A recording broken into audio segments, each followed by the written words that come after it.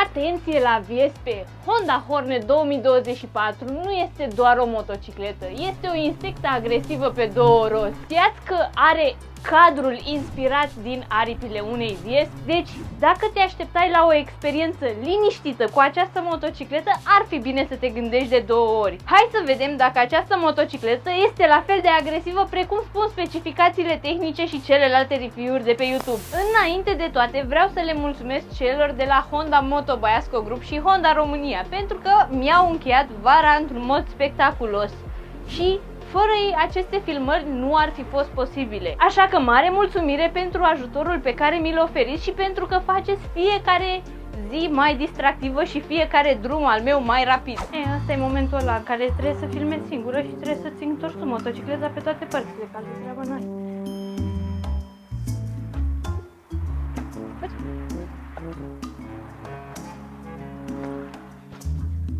Doar uite ce design mișto are! Farul acesta ascuțit full LED și carenajul aerodinamic îi conferă un aspect de VSP pregătită să te atace. Culorile strigă, păi fii atent, o să te atac! Hornetul atrage privirile nu doar prin estetică, ci și prin prezența sa. Se simte că VSP-a o să fie enervantă pe drum în fiecare detaliu. Dar VSP-a aceasta, fiți atenți, vine în 4 stiluri. Pe alb cu roșu, negru cu roșu și gri cu gri antracit și, clasic, pe galben cu negru pentru cine vrea VSP-a adevărată. VSP-a asta nu doar că o să fie intimidantă, dar poate să fie și foarte elegantă. Acum să discutăm despre motor.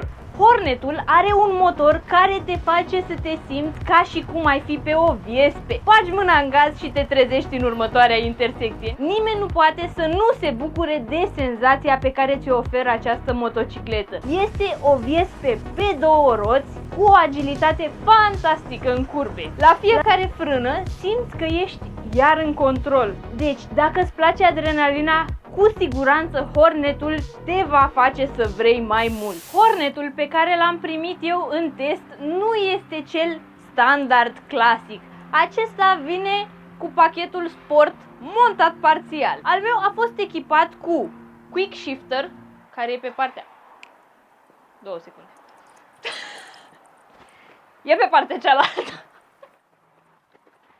Al meu a venit pregătit cu Quick Shifter, crash baruri, capete de ghidon și în zona jantelor ar fi trebuit să aibă montate niște stickere, iar scărițele, dacă ar fi fost schimbate, ar fi trebuit să fie scărițe sport. Acum să vorbim puțin despre Quick Shifter. Acesta este o chestie care îi încântă pe foarte mulți rideri, dar personal nu-i văd utilitatea în oraș. Pe circuit, da, acolo este de bază, dar în trafic, schimbările astea rapide de viteze pot fi mai mult enervante decât folositoare, mai ales la traficul pe care îl avem în București. Plus, nu este chiar cel mai confortabil mod de a schimba vitezele. Poate că unii sunt foarte entuziasmați de această idee, dar eu prefer e-clutch-ul sau DCT-ul. Crash barurile și capetele de ghidon nu doar că arată foarte bine, dar te scapă și de atacul de panică pe care o să-l ai în momentul în care uiți să pui cricul sau îți cade motocicleta pe jos. Tank pad-ul, pe care am uitat să-l menționez în acea listă de opțiuni ale pachetului sport, te ajută să scapi de zgârieturile pe care le vei avea pe rezervor de la fermoarul de la geacă sau de la pantaloni. Iar stickerele de pe jante, dacă ar fi fost montate, i-ar fi dat un aspect personalizat și mult mai agresiv. Acum să vorbim despre poziția pe motocicletă. Confortul este un aspect esențial pentru mine, iar Hornetul îți oferă o poziție specifică unui naked de pilotaj. Ergonomia este și ea la locul ei. Iar legat de poziția mâinilor pe ghidon, consider că aș fi putut avea un ghidon un pic mai sportiv, probabil datorită faptului că am fost obișnuită cu motociclete mai sportive. Legat de poziția picioarelor, se vede foarte clar că ajung cu toată talpa jos. Și în momentul în care țin piciorul pe scăriță, se vede clar că flexez piciorul într-un mod foarte confortabil. Acum, la celelalte motociclete Honda pe care le-am testat, display-ul arăta foarte bine, iar la acest Hornet, display-ul de 7 inch TFT arată senzațional. Hai să vedem ce avem noi pe bordul acestei motociclete. Pe bord avem mai multe informații afișate. Majoritatea sunt standard. M-am obișnuit să văd pe toate Hondele. Hai să le luăm de sus în jos. În stânga ar trebui să îți apară starea sistemului Honda Smartphone Voice Control, dar mie nu mi-apare pentru că nu mi-am conectat telefonul la motor. În mijloc avem ceasul, care poate să fie setat pe 12 sau 24 de ore, ca orice ceas. În dreapta sus se află temperatura lichidului de răcire. Apoi avem o zonă mare pentru vitezometru și turometru. Știi că și la Hornet poți să-ți schimbi tipul de afișare? Ei bine, eu l-am lăsat de data asta așa cum a venit motocicleta, pentru că n-am avut chef să-l schimb. Indicatorul de combustibil îți arată nivelul de benzină din rezervor, logic.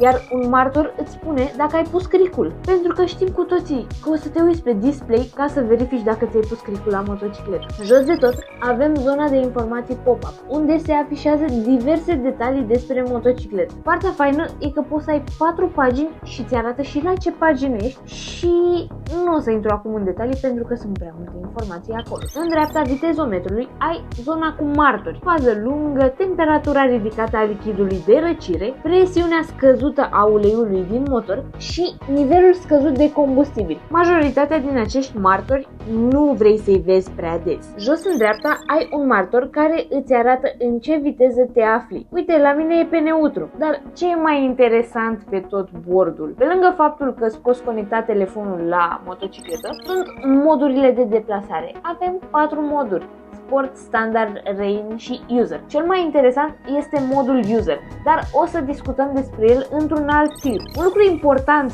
de reținut este că dacă vrei să-ți schimbi modul de deplasare, trebuie să oprești motocicleta și să apeși pe butonul mod în timp ce ai accelerația complet închisă. Să trecem acum la frâne și suspensii. Hornetul acesta nu glumește când vine vorba de frânare. Frânează ca un campion. Știi cum e? O frână bună îți dă încredere, iar suspensia își face treaba de minune. Chiar și pe gropile din București am putut să trec și să mă plimb fără nicio grijă. Știu că am avut o dragoste nebună cu CRF 300L Rally, dar și cu motorul acesta am reușit să mă simt foarte bine chiar și prin București. Honda Hornet 2024 este un motor care combină stilul cu performanța. Există mai multe puncte forte ale acestei motociclete. Designul inspirat din aripile unei Vespe și faptul că o manevrezi foarte ușor atunci când o pilotezi, iar frânele, care sunt foarte responsive, te fac să te simți ca un pilot adevărat. Suspensia își face treaba și ea de minune și te ajută să treci peste toate gropile din București. Deși quick shifter-ul nu prea consider că este de oraș, pentru fanii sportului cu siguranță va fi un bonus. Așadar, ce părere aveți de Honda Hornet 2024? Este o Vespe enervantă sau un partener de încredere de drum? Dacă vrei o motocicletă care să atragă atenția și să-ți ofere adrenalina dorită, Hornetul ăsta chiar merită luat în seamă. Știu că v-am tot bătut la cap, dar nu uitați de like, share și subscribe. Până data viitoare, asfalt uscat! Și mare atenție la Vespe, alege cu cap. Știi, acel moment când bate soarele în direcția opusă și te trezești abia după ce ai încadrat totul perfect și că trebuie să muți motocicletă. Am eu o boală să întorc toate Hondele.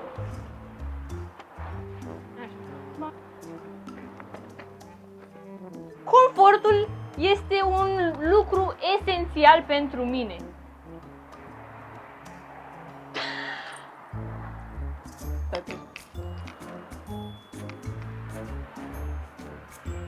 Aha.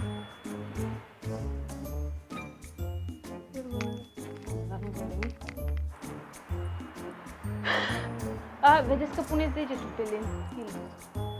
Aici, da, nu trebuie atins aici că e camera. Nu sunt în stare. Abia întorc motocicleta pe loc. Mersi! Pa, pa!